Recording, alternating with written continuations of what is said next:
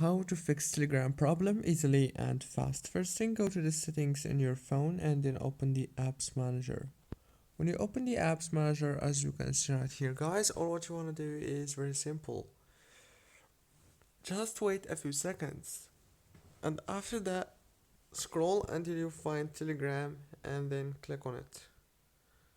Exactly like that. When you click on Telegram, first stop the app from here and then click on storage, click on clear cache and manage space. Go back again, click on the power usage details. And right here, all what you want to do is very simple. Just click down here on force stop. Go back into the settings on your phone. Click on the wireless and networks right here in the top, and then enable the airplane mode for 3 seconds, and after that just disable it. That's it. Now all what you want to do is very simple. Just restart your phone and congratulations,